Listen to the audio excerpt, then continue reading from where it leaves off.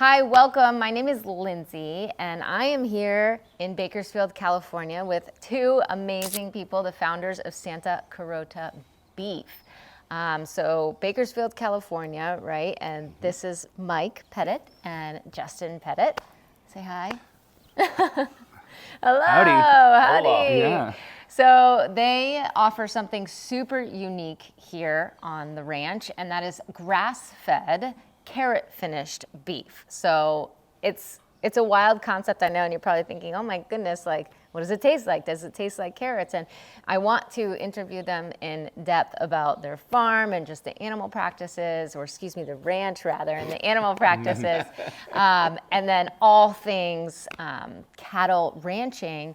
But first, let's just dive into the taste of it, because I like that is the first question that would pop into everybody's brains. Like, wow, I've never heard of it before. I've never tasted it before. So like, what is it? I mean, I love it because it's moist, it's very tender, it's juicy, it has a tiny bit of a sweet flavor, but it does not taste like carrots, I feel like. And it's really hard to mess it up. So it actually makes it super easy for us to cook. What do you think? Well, I think if there was a way to say that the beef flavor of it is very robust, you're going to actually taste beef, but the eating experience is very light because of the juices. The carrots being so much moisture content, it really fills that muscle tissue. So when you do eat it, you get the very light, less chews, and it kind of pops in your mouth like a berry. And like you said, like a mildly sweet taste, but not overbearing. It literally does taste like beef, and some even say like beef used to taste when they were younger.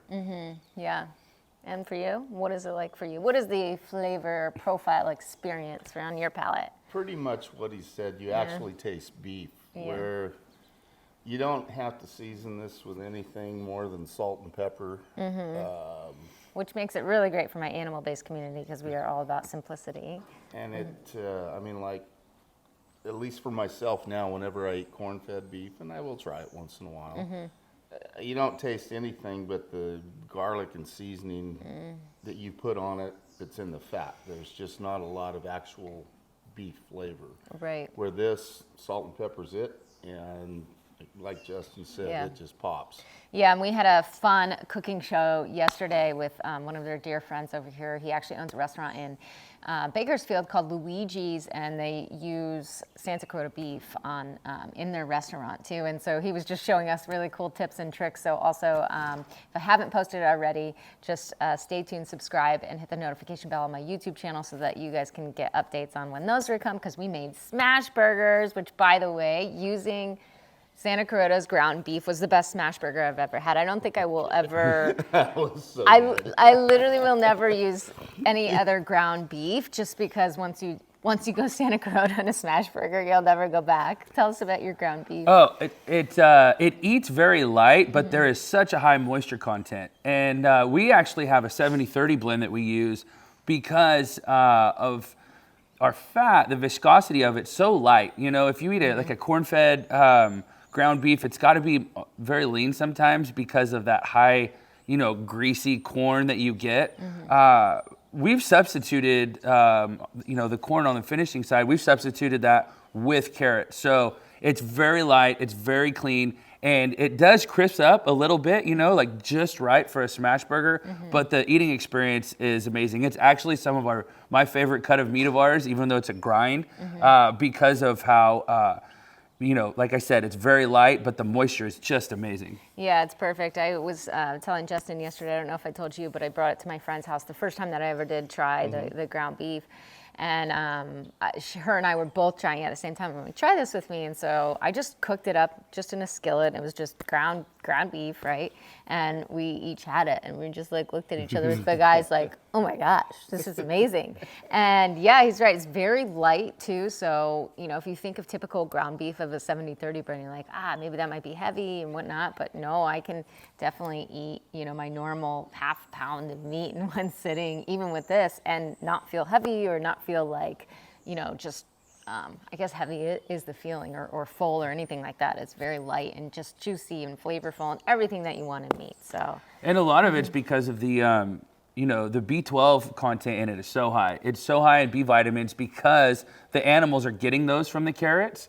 So we tested our 70-30 and 4 ounces of it, so just a quarter pound of a 70-30 is 80% of your daily B12. So you feel really good afterwards. Unlike when you eat some of the grain-fed ground beef, you just feel like you need a nap afterwards. This stuff is, it's kind of good for you, and the way we raise our cattle, it's good for the environment too. Yeah, and I asked Justin for the vitamin and mineral profile on it, and so he kind of sent it to me right away, as you guys can see here, that it just is really high in B12 and just really delicious vitamins and minerals. But let's talk about, first of all, why I love Santa Carota, right? You have, especially today, there's more regenerative farms coming out, and there's more 100% grass-fed and grass-finished, which are amazing. And so I actually love this because then, the more the message spreads, the more that, people have access to this, locally especially.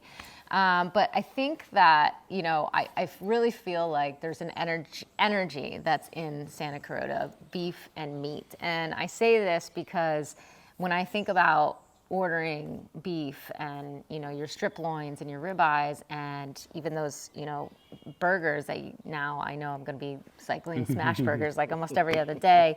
But I want to invite people. And I feel like it's just something so beautiful that you put on a cutting board and you just gather people to just try this beef, because when you eat it, you just have this experience where you're like, oh my gosh, like I need to share this with somebody. I need to share this moment with somebody. And I think that really, I feel like that shows your guys' personality, your community here as well. Like you guys are a family-run business, and just the, everybody that you have here working on the ranch is just beautiful. They act like family. I met your family as well too, and just even the community in general. And so I really feel like there's an energy that's infused in Santa Carota, and even just the kids yesterday too. Like, this is a beautiful meat for your kids because they love it. Like they're, the testimonials from yesterday, they were just like, well, I love this. Whereas before, tell us about your son, how maybe he was eating beef beforehand, and then when you guys switched to the carrot feed. So when we first started this, it's always been a family business. And as it grew and the excitement grew of it, one, our kids are really spoiled. We're all spoiled because we get to eat the best beef all the time. Yeah. But then when they started seeing, our name on restaurants and hearing other people talking about it and the vibe and the energy, then it's just been, it's been an absolute blast. And so they do get excited a lot. My oldest son, Luke, that you met yesterday, loves going to meet chefs, loves talking about the beef. He loves the food, so you can't get a taste test past him. But the whole family's really enjoyed it. Even the employees, I think we're still like this long 7-year startup right now, and but everyone believes in the company, believes in us, believes in the product, and that's why they're still here, and they're in it for the long haul. Yeah, and you can really feel that too, just with the energy and the vibe. And so it's just, that's kind of what definitely makes Santa Carota special. And also the duo. I mean, you guys really complement each other. I think, we were talking the other day in the car when we were just, touring the ranch for maybe the second or third time since I've been here, but meaning like my previous visit. But, we talk a lot about beef and quality beef and just taste and experience and all of that. And I love that. And my audience can definitely resonate with that. But something that I think that I can learn more from, which I really appreciate, is the cow, right? Exactly like the genetics of the cow or the kinds of cows. And so I know you guys really pride yourself in, sticking to high quality Angus cattle. So do you want to talk about why you are, picky specifically about your cattle? Well, the Angus breed itself, the Angus Association has spent probably 50 years tracking genetics. If I geek out, stop me, because I do geek out. I know. we'll help him so that we don't all look at each other like, yeah. I start geeking out on numbers, but Sure. they actually have invented what is called EPDs, or estimated progeny differences. Okay. So with our own personal cattle, we try to buy the bulls that will throw a deeper bodied carcass, more marbling, you know, and a bigger weight at a younger age with our mature cattle. That's one way. And the people that we purchase our cattle from, is we have to purchase some outside cattle, a lot of outside cattle actually. To deliver a year-round consistent product, you have to have cattle that are born at different times of the year. And so we buy the spring calvers from up north, and the people we try to purchase our cattle from are people that we know try to put the best carcass traits in their cattle too. Right. And it really fits with our program. Yeah, I love that. And that's where, you know, sometimes I guess maybe different ranches can either go wrong or whatever. Maybe they're so meticulous about keeping the meat consistent, but they don't care about where they're getting it from or who delivers, you know, consistent cows, as you say.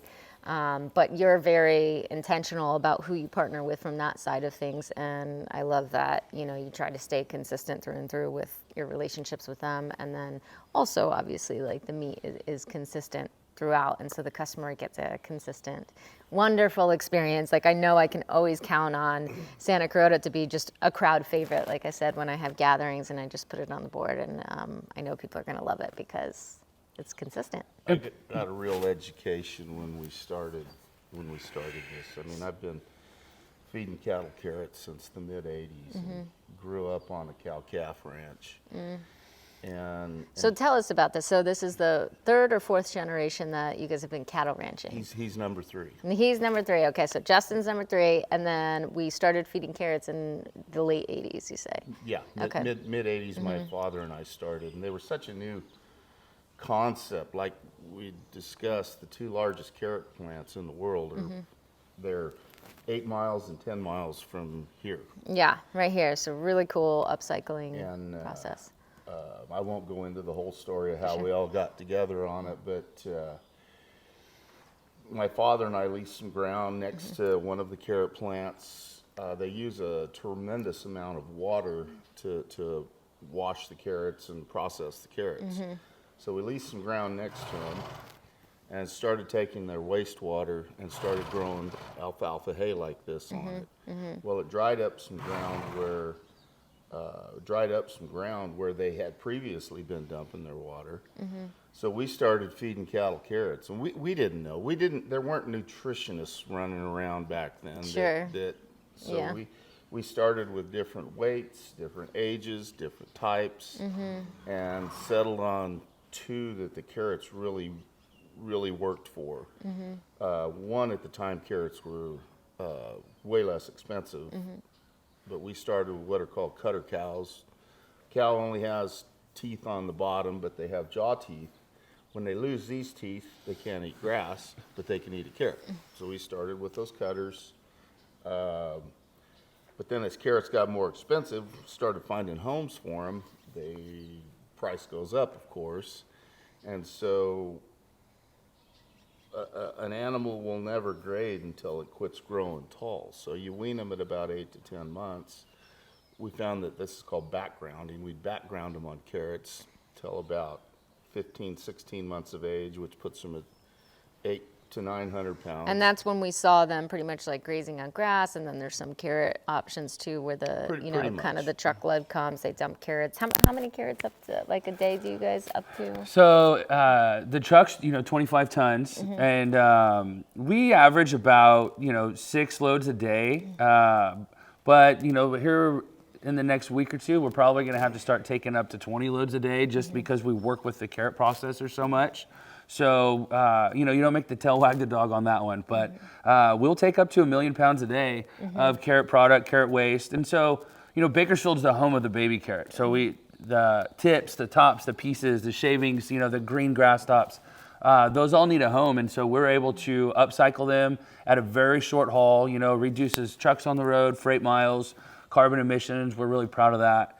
And being able to work with the bigger companies to show that even on a large scale, we can really close that the loop of food waste and water waste. Because even we feed some grass hay alongside of the carrots, And it's all grown with wastewater from one of the big carrot plants. So, we're really proud to model the closed loop cycle of using food and water waste. Yeah, I really think that's such a neat out of the box thinking of, ways to upcycle that, there's already that sort of waste that is happening. And, if you can reuse it in such a way. And not only that, I asked Justin the other day, I was like, so do the cows, do you see them drink less water then because of the carrots, because they have so much water in them, which actually is probably really helpful here in California. Oh, absolutely. I think, what do you think, Dad? Over 50% less water when they're on a heavy carrot diet versus,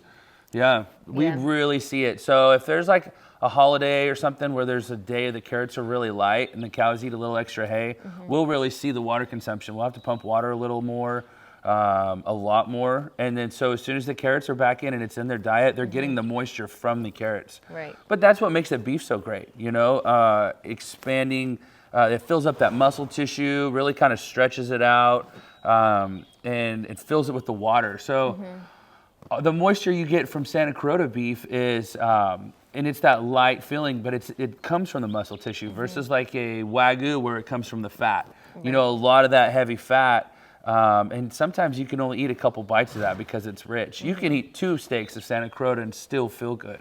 Yeah, and I think a lot of it too also has to do with it is that they are walking on the pasture too. So it's not like you're just, they're in a pen and you're feeding carrots and then they're just, this muscle tissue is expanding or anything like that. They're still, very healthy animals and still offer some amazing grazing practices as well too. Okay, so this was called the backdrop. I got that wrong. Backgrounding. Backgrounding. Backgrounding. I was like, let me think. And then, but a little over 7 years ago, Justin came up with the idea of finishing cattle on carrots. Well, I'm old school. You background them on carrots, you sell them call a broker, they go on hot feed, which is a corn-based ration, and go on. And I was reading, he kept saying, you finish one on carrots, it'll fall under grass-fed guidelines. And so I was reading in a beef journal where there were a co-op of producers that were trying to come up with enough cattle to fill this one. Oh shit! Like a niche market, or Yeah, it was a niche market, but it was one distributor. Okay. But it was a big distributor, and they were. And I remember reading the line. It said that they want to attain the yellow fat in it. And they said the higher the yellow fat, the higher the B12 content, which is what they were trying to, the higher the beta carotene, Sure, right. which is what they were trying to attain. And it was like, you want beta carotene? Yeah, and yesterday we really saw it too in those strip loins, man, like and it was really special too when it started cooking and just the color that it changed. From just even introducing a heating element I see them in the raw state and that fat is a little bit yellow and looks really healthy and good. And then it starts to cook and you're like, wow, like the meat's turning a little bit like purple and then the fat is turning a little bit more orange. And it was just obviously like the end experience was delicious, but that was a really cool like contrast to what I'm used to of like regular. You know what? And it was for everyone in the beginning. We used to have to take a huge discount if the yellow fat showed up, like when you sold to a feedlot, because all the big packers wanted that white corn fat, and that's what meant, it was a good steak. Yeah. And, and we still feed in the big free range pens. We let the cattle walk around. They're not as confined. A cow gets to be a cow. And so we really just found that we could, instead, it was the big corporate packers that were telling us what we were doing was bad. But really, once we exposed it to, the end consumer, we found that everyone wanted this. And so, supply chain, we had to figure out how to pack cattle, how to find distribution. And that's been, an uphill battle along the way, but it's been worth it every step of the way because we get to tell our story. And I think that more and more people want to see that kind of outside of the box thinking, healthier way to feed cattle, healthier beef to the end consumer. And so, what the big corporate packers said was a no-no ended up being a big blessing. And I think grass-fed and grass-finished beef really kind of, broke the ice for us in that sense.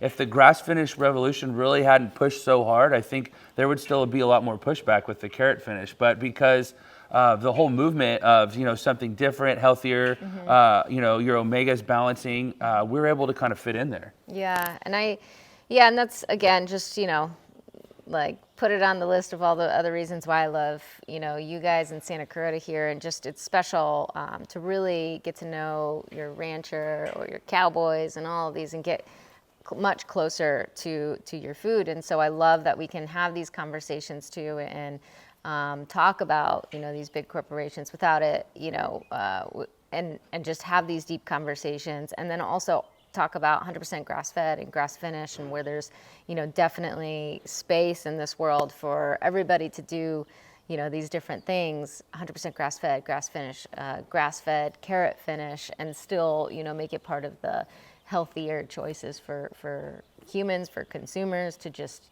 eat and sort of like squeeze out like the middle guy, because they're not really, I personally wouldn't buy from places like Tyson or any of that, because I don't trust it to be either from one cow, or I don't trust it just to be really healthy in the long run. Well, there's a place in the world for it, for someone wants to feed their kids and have a $10 ribeye from the store. That's wonderful. And then, but there's a place in the world for the grass finish, for direct to consumer.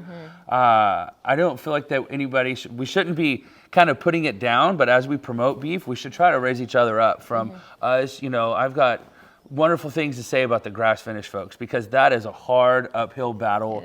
There is, there's imported meats that are always trying to drive their prices down.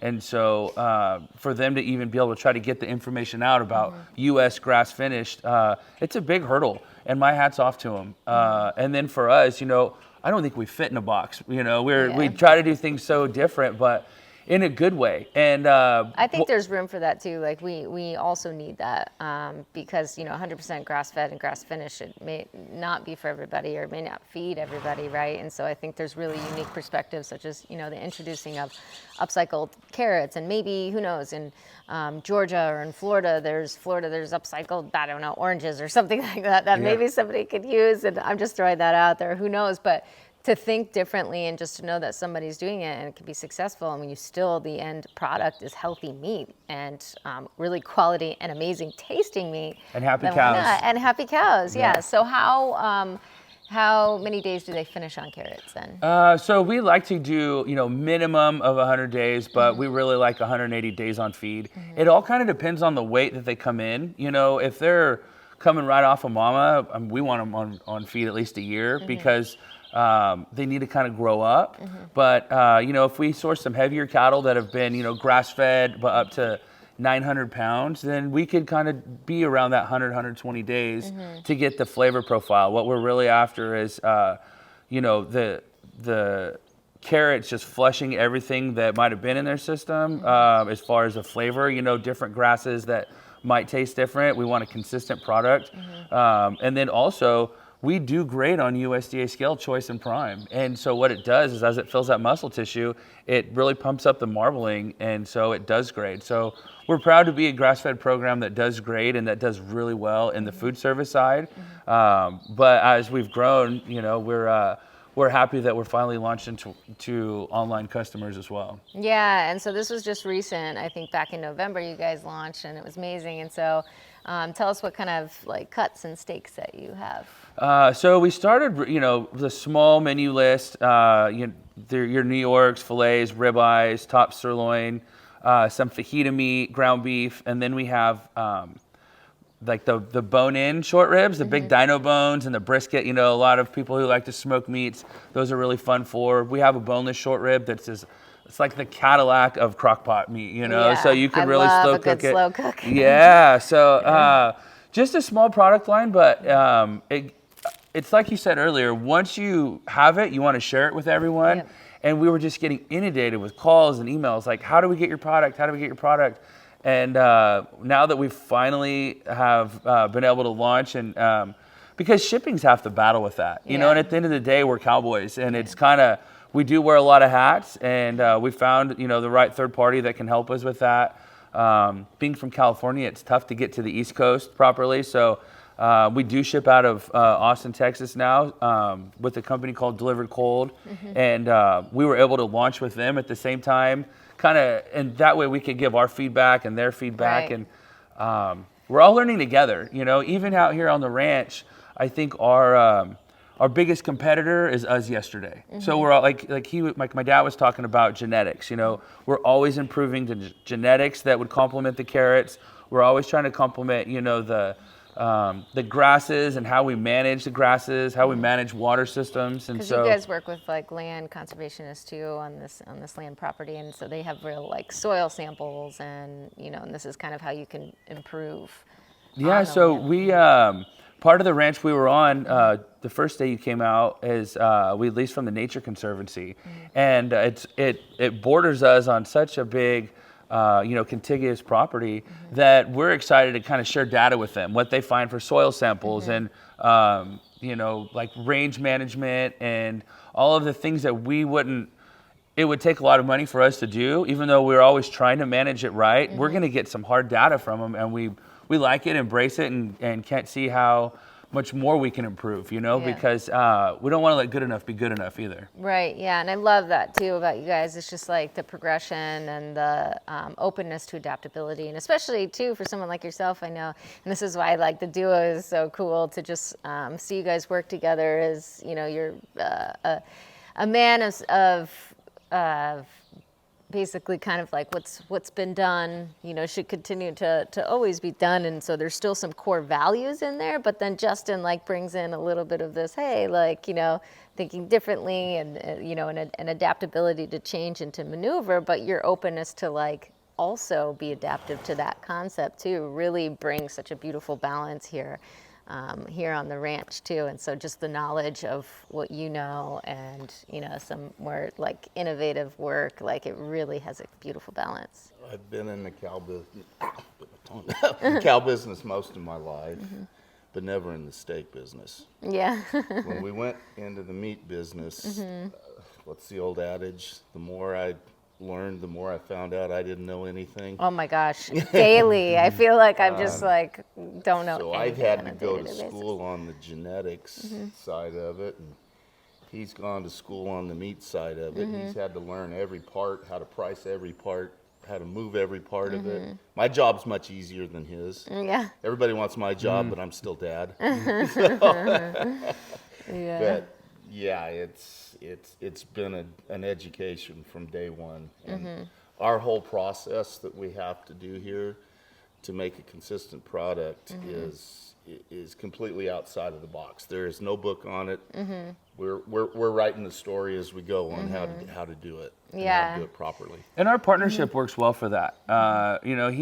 He takes care of the ranch. My kids say that I get to schoolwork and he gets recess because he's outdoors a lot more than I am. I know, that's more fun. Yeah, I agree. So he gets to be outside with it a lot, and be part of the cows. I only get to show up with it, on the fun days or 2-3 days a week when they need my help. But that's been part of it. We didn't have a sales team to lean on. We didn't have anybody to help us or teach us. So I've actually sold a lot of steaks right here on this haystack with my laptop on it, Yeah. So, but I hey, love those stories. it's just kind of the reinventing the wheel and, and being outside the box, because there's been such kind of, a concrete prison wall so much around the beef industry that it's not touchable, but it is, and so there are new things we can do.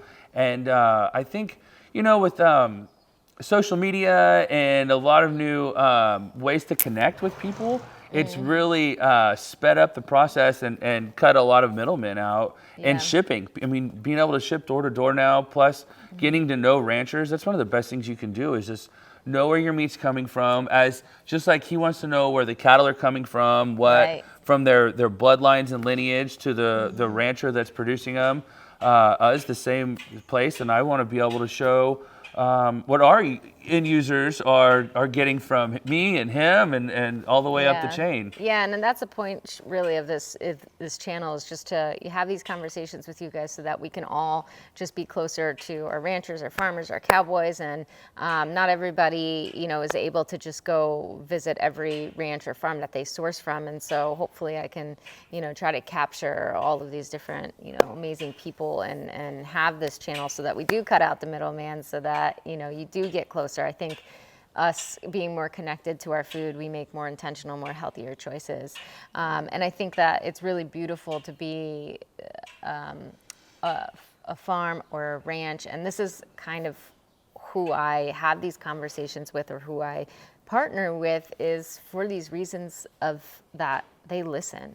And they listen on the farm. You guys are very resilient. It's almost like a response team. Like, instead of just forcing something to, forcing a strategy, or forcing a feed, or forcing a way to eat, or forcing, just a tunnel vision mindset. You guys are just really just adaptable to change. And that's how I think that the world, is going to thrive. And through, because he also listens to the customer, right? We're just we just launched in November. I say we because I feel like part of the family. That's what I am, but because that's how they, make you feel. But just launched in November. Have a few products that are fantastic and amazing products, but wants to hear from you too. So if you feel that like you're, really stuck on a specific like cut, or maybe some organs. I know I mentioned, suet and tallow and bone marrow and kind of all those amazing things. An organ, maybe caveman blend.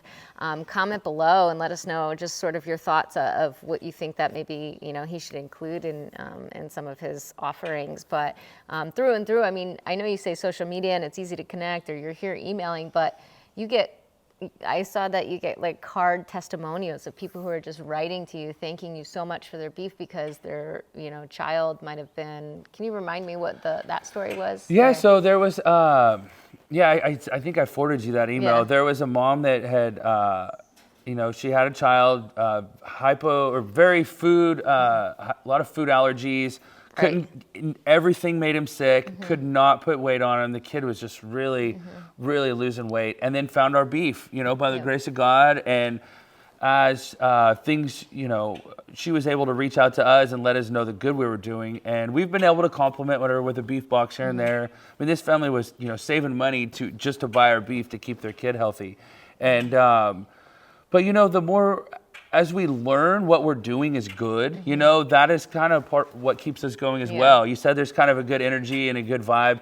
Everyone's kind of got bad days sometimes, and we always just pick each other up and bring each other up. And things like that, the great testimonials, whether it be flavor or health, we love that because that keeps us going too. It's been an uphill climb, uphill battle, but we're proud to be doing it. We think this is what we were born for, Yeah, and you guys kind of, focus on, business and all of that, but just always keeping, coming back to the base of why you get up in the morning and your, core reasons to do this too. And it just shines through again, like as in, the testimonials. And that's why I say it's like really, there's a lot of families and people who say this is really good for like my family, and success stories of them coming off of like different beef, not enjoying it so much, but to really enjoying Santa Carota. So I really, if you have a picky kid out there, I highly suggest you try this beef because that may change their mind. She tell him a story on Blake's little boy when she started making the, I want to say it had eczema really bad. With Lucky Pearl. So it was a tallow, and they couldn't find the right tallow. And once... So our friend started a, tallow skincare company, and they started using our suet, and she found that her son was just allergic to everything, and then sunscreen made it worse, and anything she got in the store. And so as she got down the rabbit hole, kind of, how are we going to solve this problem? And reached out to us and, started her own skincare company called Lucky Pearl. And now her son's fine and actually has like the eczema's gone. He's able to get in the sun. So there's a lot of good things that come from it that we're still learning about. Yeah. And I think like from that, because I just learned that they send their suet to this Lucky Pearl, and I was researching Lucky Pro a little bit, and she doesn't use any like essential oils and things like that. So I also love that the collaborations or the partnerships, or who you source what from, is also very important. Not only from you picking the person, but also who you attract. And so again, it's not even so much about like, wow, your beef tastes amazing, it's grass fed and carrot finished, or just even 100% grass fed. Great, I'll eat it. It's further, it's more in depth, because I think the story, and as well as just your values, is really something that I want to resonate with, something that I want to support with my purchases. So I really appreciate just the like intentional choices of who you send your meat or your fat to. Yeah, well, hey, we appreciate that too. We want to make sure we're doing business with real people. Yeah. So much of it's startup, so much of it's ranchers. Being able to, even from my dad getting some of the ranchers to certify their cattle that are hormone-free, antibiotic-free, grass-fed, because they believed in us and the program and the quality of beef we're putting out, to the end consumer and who we used for shipping, who we use for our byproducts. We really have been picky about it because, and I'm not saying there's bad actors everywhere, but the industry, we're slowly chinking away from what was very corporately dominated. Mm-hmm. And so it does take, like one step at a time, one bite at a time here. And we want to make sure everyone along the way that's laying one brick at a time with us believes in the same thing we do. Right. Yep. Totally can resonate. And also, love them because they're family people. And to also, maybe if you wanted to, I know this is kind of a sidetrack from cattle, but if you wanted to tell us a little bit about your daughter's foundation. Oh, absolutely. Yeah. So as we've started Santa Carota, right in the middle of it, I had a daughter that was born with cerebral palsy. And that was challenging along with everything else, especially like during COVID, when 95% of our sales are food service, restaurant. They shut all of those down out here from Vegas, the West Coast. What a wild time. Yeah, it's been the Wild West. Yeah. And so they shut all of our customers down. Mm-hmm. We were getting some great therapy in Los Angeles. That shut down too. And so, just think out of the box, be resilient. And we were able to, we sold some property and started a therapy center here in town, found some great talent that helped us, launch that. We started with a speech therapist and a great physical therapist that has done wonders with my daughter. And so instead of thinking that she's never going to walk again, we really put the time into it. Helped launch a therapy center in town, and since then that's grown into like half a dozen therapists. Mm-hmm. But the first year, just with the 10 kids that never talked, and 10 kids that had never walked, and we just saw all these miracles happening along the way. Mm-hmm. So as we kind of outgrew that and popped the clutch and it took off, we started a foundation called Walking with Cora, and for kids with special needs. And so we find other independent, like-minded physical therapy centers and doctors that help these kids, and have kind of put a network together of that, and then raise money to bring awareness, bring parents together with the right doctors or therapists that they need, and still be able to fund some of it, whether it be equipment or these like 3-week intensives, housing. So yeah, from all the startup struggles and, reinventing the beef wheel along the way, we've been able to start a therapy center and a foundation that helps, special needs kids. Yeah, really, really cool. I know that was a personal story, so thanks for sharing. No, hey, absolutely. No, you know what? Yeah. I think God put us exactly where we're supposed to be, whether it be the beef business or helping these kids out. And as long as we're listening and always doing the right thing, we'll give God the glory and just sit back and be his humble servants, because this has been a fun, amazing adventure that we've been on. Yeah, cool. Well, we look forward to just kind of being with you guys on this adventure, and just seeing what else is to come for Santa Carota. And like I said, comment below if you want to see something, because they're listening, right? We're here, and absolutely, and we're having these conversations, and So I guess, even more than just commenting below, you can see the link below too, and just sort of, either follow along or navigate their website and see some of their offerings. They've got a beautiful website, and like he mentioned too, they have teamed up with Delivered Cold, who can deliver straight to your doorstep, which is amazing. But where else can we find you then? So, steakhouses and restaurants have really grabbed us because we not only have, the great health benefits, but the flavor profile as well, directly off of our website. They can order through your links as you've been helping us promote our beef. So Eureka, the burger, they're like a really cool, craft burger place. We are their 100% supplier. They're in 6 different states. If you want to check them out.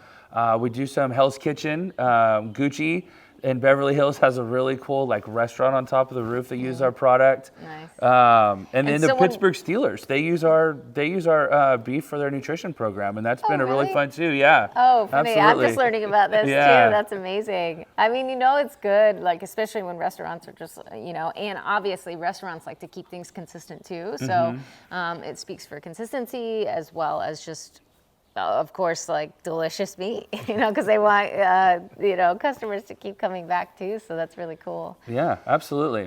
So great. Yeah. So you can follow the link down below too, and just even use my code. You guys can get a 10% discount. And also I forgot to grab, but they have this cute little, I'll show you here, sort of in this video, cute little Santa Carota Beef insulated bag that I carry everywhere with me because I've been traveling a lot, and that's just the thing that I'm carrying, and it just makes the perfect little kind of lunch bag while you're traveling, and so that you don't eat crap from McDonald's or any of that where you have zero idea where the beef comes from. I know my audience and community see me just never do that. I will fast before I eat any of that. My oldest is 13 years old, and my kids have never eaten McDonald's. You know that? Really? Yeah, but hey, that's fantastic. So Gino that you met yesterday, he told me a long time ago when my kids were real little, he goes, you know what? It's okay for your kids to like nice food because if they have a good palate now, they're not going to eat junk when they get older. I agree. It might cost a little more, or might take a little more time to find or prepare. But if your kids can have a really good palate now, then they're not going to be, they're not going to have the health challenges or really be less cultured as well down the road when they're older. I agree. Actually, I saw this Instagram that was this girl who, and it was just a fun little reel, but she was traveling all over the world, and she would eat caviar, and she would eat beef, she would have sushi, and just this the variety of palate. But they exposed her to this earlier on, and I think I know the struggle too when speaking to my animal-based community is just it's hard enough for us to change and to get rid of sort of the processed foods, which have just exploded, but just removing that, because that's kind of what modern day eats and that's what's normal. But I know it's really hard to wean your kids off of that, especially when they've already been established on this, right? If you will, and if other kids are eating it too, so it's really hard. But I think that also Santa Carota Beef would be a great way, because it is so flavorful, it is so tasty, that this is, kids are going to want this instead of that. And so that could be a good sort of, absolutely. happy medium. So my daughter, Cora, that she'll be 6 in July, the one with cerebral palsy, she will eat a bowl of ground beef. And sometimes after dinner, she'll ask, can I have ground beef? And we will brown her. We always keep thawed ground beef available to brown her. And she just absolutely loves it. And I love that she does, because I know she's getting good fats in her, she's getting protein in her, and she's going to have, and it's so light, and it's going to be easier on her gut. And so that's something really good going into her body as she grows, and she's not walking yet, but she's almost there. So as she's learning to walk and trying to build those muscles at the same time, I know it's one less thing that's bad for her, and it's something that's really good for her going in her body. Yeah, I love that too. So cool. Well, thank you guys so much for joining. This was special, and I just love coming out here and doing these because not only do I feel more connected to my food, I want my audience to feel more connected to my food. And then we get to have these conversations too, because you get to hear kind of, you know, from your customer and from those who really care intentionally about what they eat. And, you know, Justin and Mike, they listen to me as well too, and just like, you know, taking it all in. And I think there are people too to hold others accountable. Like I have to hold myself accountable, and then maybe coming out here annually is something that I want to do, just to see what's up, see what's new in the farm, see what's changing. What else can we learn? What else can we educate ourselves? Because the more that we do educate ourselves, the more that we can make intentional choices. And it's not just about saying you have to eat this or you have to eat that. It's just like, hey, you know, here's the information. We're very transparent about it. You make your choice now. And that is where I think health really comes from, is making educational choices. So I hope you guys enjoyed this interview here with Justin and with Mike from Santa Carota. Again, if you want more information, click the link down below. Come back, comment, hit the subscribe button and the notification bell, because I have more interviews too to come with amazing people like yourselves. So thank you. Yeah, thank you for coming out. We're happy that we get to share our ranch, our family, our lifestyle with the rest of the world. Yeah, it was truly special. Thank you. Thank you. Thanks, guys.